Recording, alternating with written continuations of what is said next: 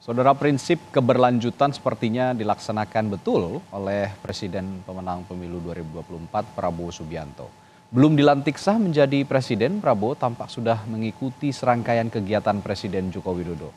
Lalu benarkah cara ini akan memperlancar proses transisi pemerintahan nantinya?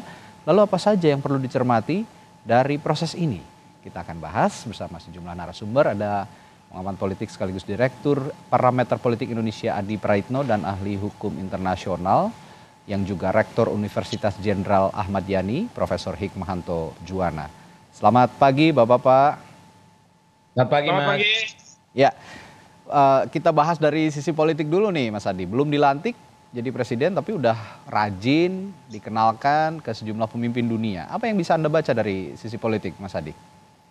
Saya kira dua hal. Pertama, Jokowi ingin menunjukkan kepada publik dan dunia internasional bahwa Prabowo itu adalah orangnya Jokowi. Oke. Jadi tidak mengherankan kalau kemudian di berbagai event-event politik strategis, Jokowi hanya mengajak Menteri Pertahanan yang saya kira diperkenalkan secara publik.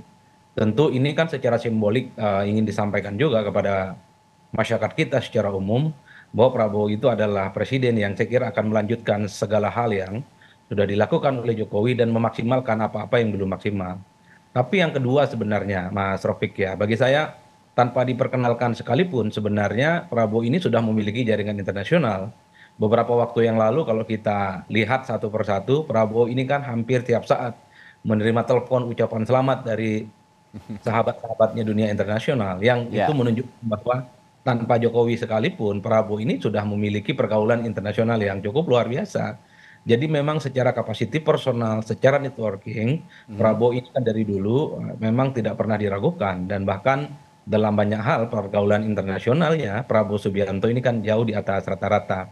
Tapi bagi saya secara politik Jokowi hanya ingin menegaskan satu hal, bahwa Prabowo itu adalah orangnya Jokowi yang berkontribusi besar terkait dengan kemenangan Jokowi adalah yang berkontribusi besar terkait dengan pemenangan Prabowo Subianto adalah Jokowi salah satunya. Saya kira pesan-pesan politik itu yang sepertinya ingin disampaikan kepada publik oleh Pak Jokowi. Ya.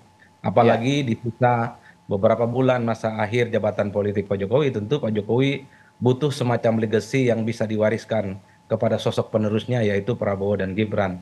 Jadi Oke. ini yang saya kira memang secara simbolik, secara politik bisa kita tafsirkan bahwa kalau melihat Prabowo Subianto, di situ ada Pak Jokowi. Kalau ada Pak Prabowo Subianto, di situ ada kontribusi dan peran penting yang selalu dimainkan oleh Pak Jokowi. Saya kira itu pesan politiknya, Mas. Oke. Tapi bicara soal legacy tadi, Mas Adi, ini juga ada anasir-anasir ya yang sebenarnya mengkritik juga lah ya, mengkritik juga Presiden Joko Widodo. Jokowi pernah menyebut juga mendukung penuh transisi pemerintahan Prabowo Gibran memang. Tapi ini dilakukan untuk semata-mata katanya keberlanjutan pemerintahan. Tapi ada juga yang menganggap anasir eksternal ini dukungan pada anak begitu. Kira-kira bagaimana anasir-anasir ini bisa muncul kemudian? Ya memang setelah Prabowo Subianto dan Gibran itu ditetapkan sebagai presiden terpilih dan wakil presiden terpilih oleh KPU beberapa waktu yang lalu, memang sudah mulai muncul isu-isu seakan-akan memang ada mulai matahari kembar dalam tanda kutip ya. Jokowi dan Ya, Prabowo Subianto yang ditengarai oleh publik akan mempengaruhi postur kabinet di masa yang akan datang.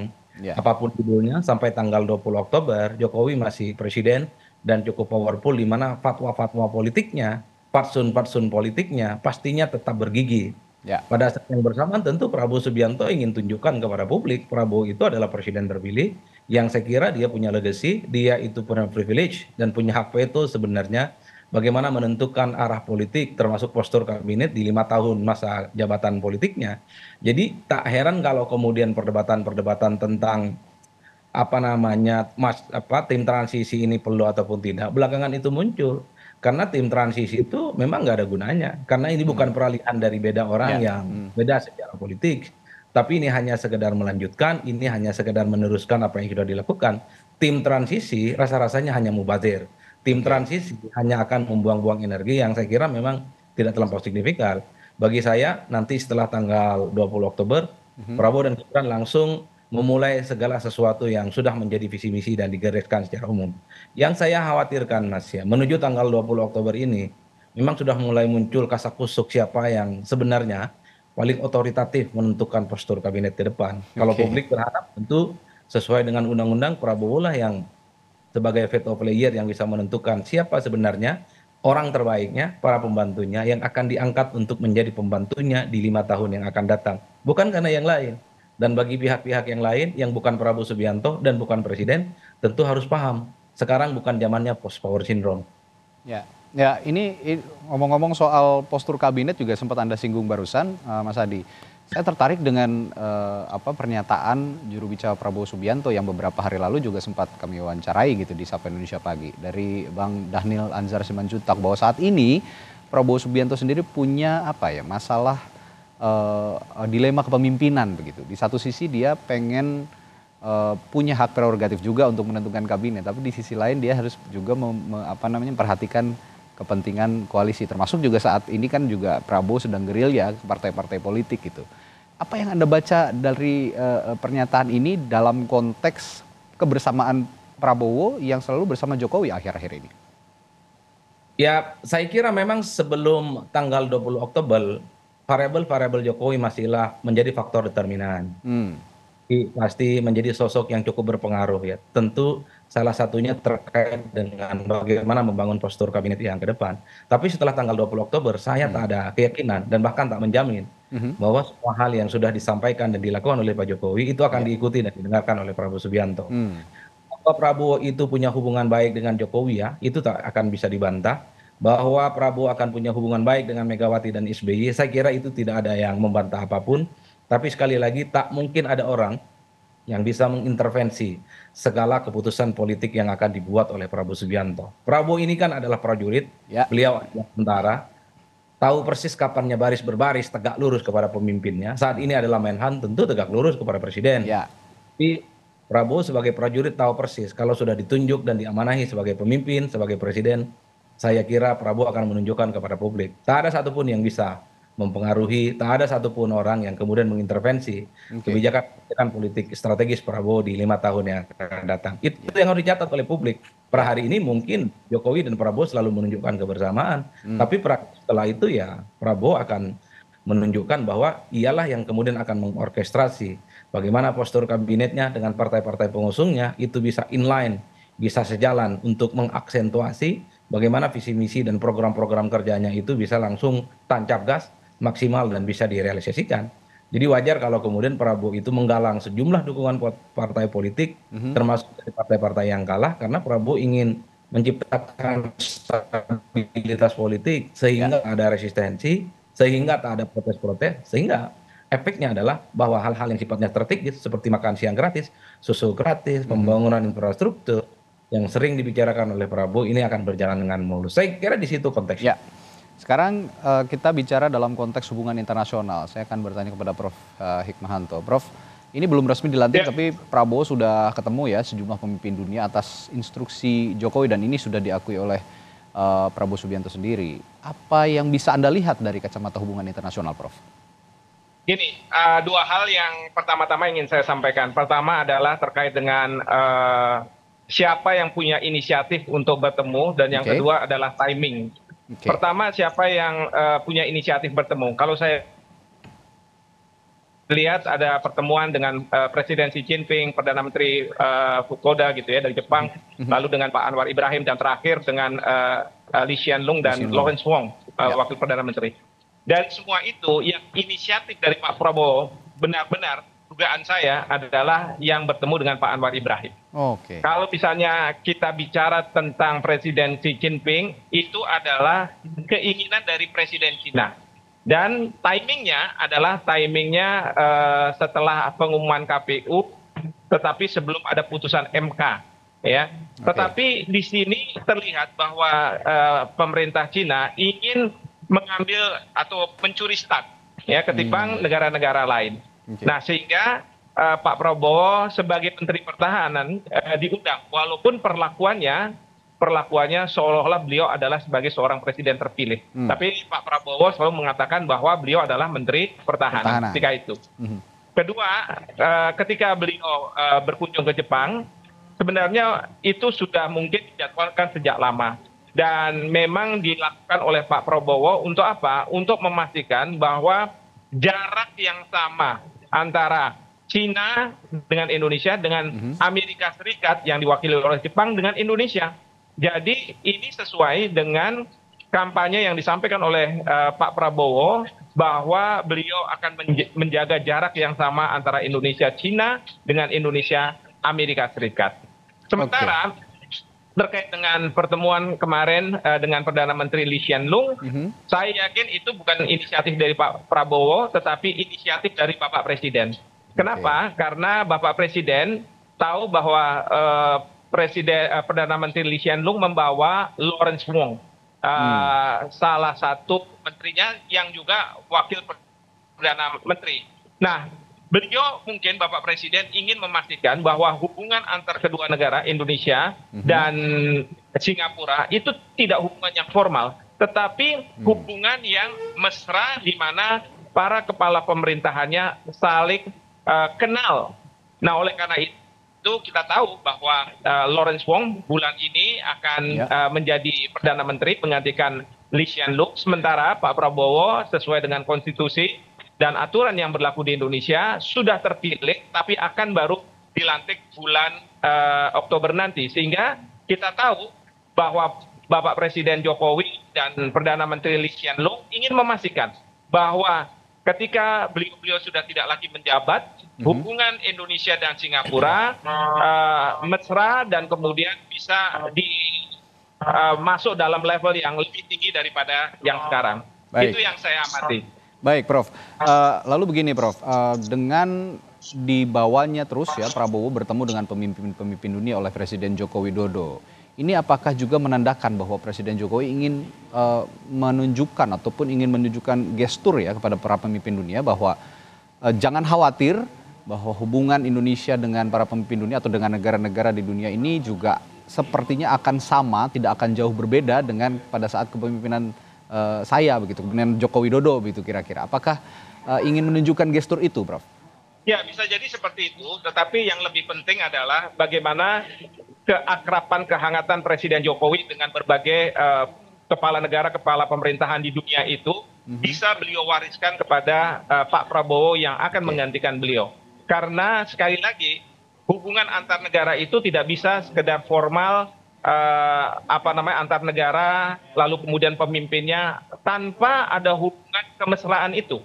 Karena kita seringkali punya masalah ketika kita akan melakukan misalnya komunikasi, itu tidak bisa melakukan telepon kalau kita tidak kenal orangnya. Tetapi kalau kita kenal orangnya, kita sudah akrab, lalu kemudian kita akan lebih mesra di dalam menjalankan hubungan antar kedua negara. Inilah yang kemudian Pak Jokowi sebagai presiden ingin mewariskan tadi yang saya katakan, jejaring beliau. Karena beliau memang, kalau Mas Adi bilang kan memang Pak Prabowo punya network luar negeri dan lain sebagainya. Tapi permasalahannya apakah keakrabannya itu sama seperti ketika Pak Presiden Jokowi yang sudah memegang pemimpin sebagai presiden selama 10 tahun, sudah punya keakraban tertentu dengan berbagai tokoh dunia, itu dimiliki juga oleh Pak Prabowo. Nah, itulah yang kemudian tidak diwariskan seperti itu. Ya, saya juga ingin menanyakan ini. Saya tertarik juga nih bahwa Presiden Joko Widodo ya relatively atau mungkin bahkan dibilang sangat cakap gitu ya untuk bergaul dengan pemimpin-pemimpin dunia seperti yang Anda katakan juga tadi, Prof.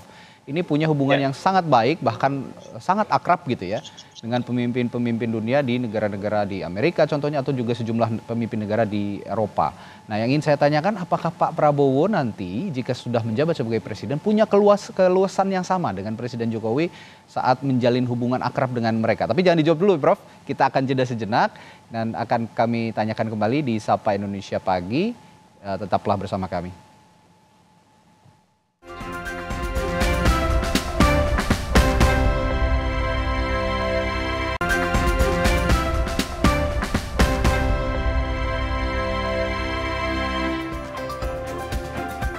Ya, kita lanjutkan perbincangan kita pagi hari ini soal akhir-akhir ini Presiden terpilih Prabowo Subianto yang sering dibawa untuk berdampingan dengan Presiden Jokowi dan dikenalkan dengan pemimpin-pemimpin dunia. Kita juga akan meneruskan arti-arti apa saja yang akan ditunjukkan sebenarnya, yang ingin ditunjukkan oleh Presiden Jokowi. Tadi saya sempat menanyakan sebelum jeda kepada Prof. Hikmahanto bahwa Presiden Jokowi punya keakraban yang sangat intim begitu ya dengan pemimpin-pemimpin dunia, termasuk dengan pemimpin di Eropa, lalu juga Amerika Serikat, karena mereka memang Presiden Jokowi ini punya keluasan begitu untuk menjalin hubungan yang akrab dengan mereka. Nah, yang jadi pertanyaan nanti Pak Prabowo Subianto apakah punya kemampuan yang sama, punya keluasan yang sama dengan Presiden Jokowi untuk menjalin hubungan yang begitu akrab dengan pemimpin-pemimpin dunia, Prof? Ya, menurut saya Pak Prabowo akan mempunyai keluasan yang sama seperti Pak Jokowi, bahkan mungkin agak lebih ya, karena saya melihat dari background beliau, beliau itu sejak muda, sejak kecil sudah bergaul dengan warga negara mancanegara, sekolah di luar negeri. Iya, jadi mereka beliau sudah terbiasa dengan berhubungan dengan berbagai pihak. Tidak ada mungkin nantinya rasa rendah diri dan lain sebagainya. Jadi keluasan yang sama akan bisa ditunjukkan oleh Pak Prabowo. Bahkan kalau misalnya beliau katakanlah akan mengkritik, beliau akan lebih baik dalam mengartikulasikan kritik-kritik tersebut dalam bahasa Inggris gitu ya, karena kemampuan bahasa Inggris beliau memang sama seperti native speaker lah, penutur asli. Nah, jadi ini yang akan menjadi keuntungan ketika Pak Prabowo dilantik menjadi presiden dan membawa Indonesia, artinya kesetaraan Indonesia di mata pemimpin asing itu akan terlihat lebih warnanya terlihat lebih ada, dan saya yakin akan lebih decisive ya, karena kalau misalnya ada pemimpin asing katakanlah begitu yang mencoba mengkritik Indonesia, beliau akan lebih baik dalam membalas dalam bentuk artikulasi-artikulasi yang disampaikan dalam bahasa Inggris gitu. Ya, sangat setuju, seperti saya juga kalau memang Pak Prabowo punya nilai lebih ya ketika bergaul dengan pemimpin dunia, karena ya sudah terbiasa untuk berinteraksi dengan orang-orang mancanegara begitu ya di luar Indonesia, dan punya kecakapan bahasa Inggris yang baik begitu. Ya, saya kembali ke Mas Adi. Mas Adi, ini tadi kita bahas dari sisi hubungan internasional, tapi dalam konteks dalam negeri begitu, Presiden Jokowi itu kalau saya lihat ya selama hampir 10 tahun belakangan ini juga cukup dielulukan lah ya oleh masyarakat Indonesia karena punya pergaulan yang luas dengan pemimpin-pemimpin dunia, dengan dunia internasional lah begitu. Ini juga membangun citra politik di dalam negeri untuk Presiden Joko Widodo. Nah, apakah hal ini juga akan terjadi kira-kira kepada Prabowo Subianto ketika nanti resmi memimpin negara? Ya, saya kira memang Prabowo Subianto itu punya resource yang secara kapasiti personal di atas rata-rata. Jadi memang sempat lama di luar negeri, bahasa Inggrisnya itu bahkan lebih fasih ketimbang bahasa Indonesia. Yang ini adalah modal sosial bagi Prabowo Subianto untuk membangun jaringan politik internasional di masa yang akan datang. Kalau mau jujur sebenarnya salah satu yang dikritik dari Presiden Jokowi itu karena memang pergaulan internasionalnya tidak terlampau kelihatan, Prof, setahu saya. Jadi yang saya kira memang kehadiran Prabowo di dunia internasional khususnya itu akan semakin tampak dan semakin nyata, sehingga posisi Indonesia sebagai salah satu negara besar yang punya mimpi untuk keluar dari kutukan middle income trap di 5 tahun di mana Prabowo jadi presiden, ini bisa ditunjukkan. Bisa kritik bagaimana posisi Indonesia terkait dengan konflik antara Israel dan Palestina, bisa menegaskan posisi Indonesia misalnya dalam konteks Ukraina dan Rusia, dan seterusnya. Saya kira Prabowo dalam konteks itu akan jauh lebih maksimal dan akan jauh lebih menjanjikan dalam konteks hubungan internasional. Tapi yang paling penting sebenarnya, kalaupun toh betul Prabowo Subianto itu ingin diperkenalkan oleh Presiden Jokowi dengan pemimpin-pemimpin dunia, saya kira levelnya memang harus naik kelas. Jadi hanya pemimpin-pemimpin Asia ya. Kita tunggu apakah di bulan-bulan yang akan datang sebelum Oktober, Prabowo juga diperkenalkan dengan pemimpin-pemimpin Eropa yang saya kira secara negara, secara peringkat dunia ini kan masih sangat jauh dengan kita. Artinya apa? Kalau pemimpin-pemimpin dunia tertarik datang ke Indonesia, memperkenalkan diri, ingin bersalaman dan akrab dengan Prabowo Subianto, saya kira memang itu menunjukkan bahwa posisi Indonesia ini dipandang di dunia internasional. Oleh karena itu bagi saya kalau untuk level Asia dan ASEAN mungkin, kira memang Indonesia masih relatif kompetitif, masih relatif bisa dipandang. Tapi untuk di luar negara negara-negara itu, tentu ini butuh pembuktian di masa yang akan datang. Butuh Oke. kerja nyata, butuh kerja maksimal, saya kira bagi Prabowo Subianto, karena memang kita itu tidak mungkin melulu selalu absen dalam forum-forum internasional. Oke. Saatnya ketika Indonesia punya presiden, yang saya kira bagi saya ini adalah presiden yang cukup ningrat, darah biru gitu ya, ketua umum partai, bahasa Inggrisnya fasih, kemudian politiknya cukup luar biasa, Ya. dunia internasional akan menganggap Indonesia itu sangat layak untuk diperhitungkan dan equal sama mereka. Iya, dan citra politik di dalam negeri juga akan terbangun dengan positif, kira-kira begitu ya, Bung Adi ya? Persis, Mas, persis. Saya Oke. kira memang kalau soal citra politik di dalam negeri, saya kira rasa-rasanya sudah bisa dibaca ya. Mhm. Kemenangan 58%, saya kira ini menjadi resource bagi Prabowo khususnya untuk mendapatkan legitimasi politik dan dukungan Ya. politik. Apalagi nanti ditambah oleh partai-partai seperti Nasdem, seperti PKB. Mungkin PKS akan bergabung. Jadi legitimasi politik Prabowo di Indonesia, di dalam negeri, bagi Oke. saya itu tak bisa membantah. Ini tapi saya punya pikiran yang baru saja terlintas di otak saya nih, Mas Adi. Kalau memang ada apa namanya berbagai kesempatan Presiden Jokowi mengajak Prabowo Subianto untuk bersama ya, tidak hanya dalam momen-momen bertemu dengan pemimpin dunia, pemimpin Asia begitu ya, tapi juga dalam momen-momen acara-acara yang berada di dalam negeri. Tapi kok kenapa jarang sekali dihadiri juga oleh anaknya Gibran Rakabuming Raka? Apakah punya pesan khusus? Apakah juga Presiden Jokowi ini juga ingin menunjukkan bahwa saya tetap punya hubungan profesional dengan apa namanya presiden dan wakil presiden terpilih gitu kira-kira? Ini pertanyaan paling rumit abad ini. Tapi konteksnya Ini begini. baru saja terlintas gitu barusan di pikiran saya. Makanya ingin saya tanyakan juga sebagai Anda sebagai Tapi Mas, analis kalau komunikasi saya politik. boleh, Oke, kalau oke, boleh saya silakan. sampaikan, Boleh, Mas, silakan ini boleh. kan Dimulai dari Profesor. sebenarnya gini, kenapa mungkin apa namanya wakil presiden terpilih nggak dimunculkan itu karena Ah, memang level pembicaraan antar oke. pemimpin negara itu kan kita harus lihat itu. Oke. Misalnya perdana menteri dengan presiden, lalu kemudian nanti menteri dengan menteri, kira-kira seperti itu. Aha. Jadi kalau sekarang ini kan wakil presiden terpilih masih wali kota Solo ya. Jadi kalau misalnya beliau Ya. dipaksakan justru akan jadi pertanyaan di dunia seolah-olah memang ada endorsement tertentu dari Oke. Presiden Jokowi terhadap putranya begitu. Ya. Tapi kalau sekarang ini kan memang secara natural untuk memastikan bahwa kalau semuanya itu dilantik hubungan antar negara itu bisa smooth gitu ya, akan bisa dilakukan dengan baik tanpa perlu ada fase di mana saling mengenal, saling akrab dan lain sebagainya karena sudah didahului dengan satu proses yang diinisiatif oleh Pak Presiden Jokowi atau Presiden Xi Jinping juga sudah mengundang, Perdana Menteri Jepang juga sudah melakukan komunikasi, sehingga pada waktu dilantik sebenarnya tidak akan ada jeda di mana masing-masing pihak saling menyesuaikan diri lah, kira-kira Oke. seperti itu. Dan ini Oke. saya rasa penting karena kalau dari sisi Presiden kan minta bahwa ini langsung gas, langsung tancap. Jadi jangan sampai ada jeda-jeda tertentu. Seperti itu, Mas. Ya, terlebih juga sebelumnya pernah sempat juga ada kritik di Komite HAM PBB ya, Prof. Waktu itu saya ingat betul ada dari Senegal kalau saya tidak salah, perwakilan Senegal. Oh iya, tapi itu kan sebenarnya inisiatif dari NGO di Indonesia NGO, untuk disampaikan. oke.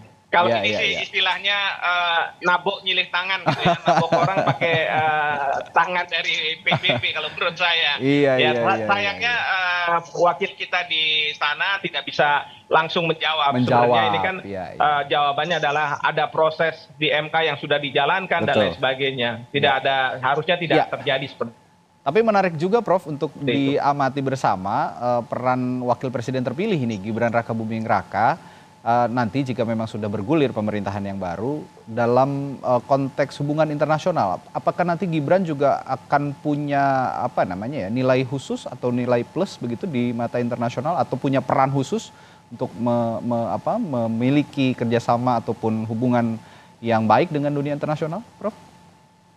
Ya ini tergantung dari presiden terpilih saat nanti dilantik ya. Karena secara konstitusi kita tahu wakil presiden adalah wakil saat misalnya presiden berhalangan. Apakah berhalangan untuk sesaat atau berhalangan tetap, maka wakil presiden yang akan mengambil alih. Tetapi dalam pemerintahan sebelumnya, kadang wakil presiden itu mendapat tugas-tugas khusus dari presiden. Nah, nanti bergantung dari tugas khusus dari wakil presiden itu apa. Bisa saja kalau misalnya diminta untuk menyelesaikan suatu masalah yang harus berurusan dengan negara-negara lain, ya tentu profil beliau harus terlihat di sana. Tapi bisa juga bahwa beliau tidak diminta melakukan itu, tapi fokus tugas khusus yang ada di dalam negeri. Sementara presiden akan meminta menteri luar negeri untuk lebih memunculkan warna Indonesia, warna kepemimpinan dari presiden untuk berbagai masalah yang berkaitan dengan luar negeri. Seperti itu. Oke, baik. Terakhir ke Mas Adi. Mas Adi, kemarin saya tertarik nih sama pidatonya Prabowo Subianto di acara Nahdlatul Ulama ya, kalau saya tidak salah kemarin. Ini mengatakan dirinya memuji Presiden Jokowi yang benar-benar gigih, konsisten begitu ya. Lalu juga punya wawasan yang luas, makanya dirinya juga mengalami kekalahan berkali-kali gitu dalam ajang Pilpres. Yang juga ingin disampaikan oleh Prabowo Subianto adalah bahwa Presiden Jokowi ini sebagai mentor gitu, kira-kira seperti itu.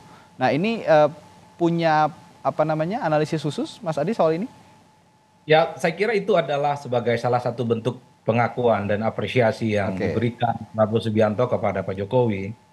Karena apapun bagi saya, salah satu variabel penting yang bisa mengantarkan Prabowo Subianto sebagai presiden terpilih. Tentu karena ada faktor Jokowi yang saya kira memang merestui putra terbaiknya Gibran untuk berdampingan dengan Prabowo. Sehingga elektabilitas Jokowi yang melangit itu kan bisa diwariskan dalam Pilpres di 2024 ini. Itu nggak bisa dibantah, Mas. Meski pada saat yang bersamaan kalau kita membaca ya statement-statement netizen 1 dan 3, ya wajar. Kalau kemudian Prabowo Subianto itu memuji Jokowi yang dinilai punya keberanian, punya networking, punya kemampuan di atas rata-rata, termasuk kemampuan untuk meninggalkan PDIP gitu.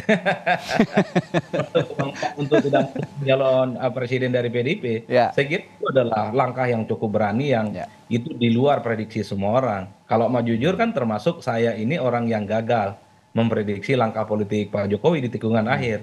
Saya belum Gibran itu deklarasi maju, termasuk yang masih meyakini bahwa Pak Jokowi tidak akan kemana-mana, tetap akan tidak lurus bersama PDIP. Jadi pujian Pak Prabowo itu kalau bagi kubu nomor 1 dan 3 itu sebagai salah satu bentuk satir sebenarnya. Alangkah hebat dan mantapnya Pak Jokowi ini setelah 23 tahun kebersamaannya dengan PDIP, tapi di ujungnya kemudian harus mendukung pihak yang lain, partai yang lain yang selama ini menjadi rival secara politik. Nah, terakhir Mas, terkait kenapa Gibran itu tidak dilibatkan misalnya dalam pertemuan di dunia, bagi sederhana karena memang saat ini belum ada presiden dan wakil presiden secara officially dilantik. Jadi tentu ini menjaga perasaan hati, perasaan batin supaya Pak Jokowi itu terus-menerus dikritik sebagai pemimpin yang melibatkan keluarga besarnya dalam politik. Wajar kalau hanya Prabowo karena posisinya sebagai Menhan, sebagai politiknya yang terpilih dalam Pilpres. Jadi kalau presiden, perdana menteri dan pemimpin-pemimpin dunia datang ke Indonesia hanya Prabowo yang diajak. Karena per hari ini belum ada yang secara sah mengambil sumpah dan jabatan sebagai presiden, wakil presiden terpilih. Ya, menarik sekali pembicaraan kita pagi hari ini. Tapi apapun kondisinya, semoga saja dengan adanya momen-momen kebersamaan ya Presiden Jokowi dengan Prabowo Subianto sebagai presiden terpilih yang juga dikenalkan kepada pemimpin dunia, ini menjadi satu jawaban bahwa kita bisa tenang bahwa pemerintahan 5 tahun ke depan bisa menghadapi tantangan-tantangan baik yang ada di dalam negeri maupun tantangan global yang semakin hari sepertinya tantangannya akan semakin pelik, semakin berat, akan dihadapi juga oleh presiden dan wakil presiden terpilih kita Prabowo Subianto dan Gibran Raka Buming Raka. Terima kasih analis politik sekaligus direktur Parameter Politik Indonesia Adi Praitno dan juga ahli hukum internasional yang juga Rektor Universitas Jenderal Ahmad Yani Profesor Hikmahanto Juwana telah berbagi perspektifnya di pagi hari ini. Terima kasih Bapak-bapak, sehat selalu.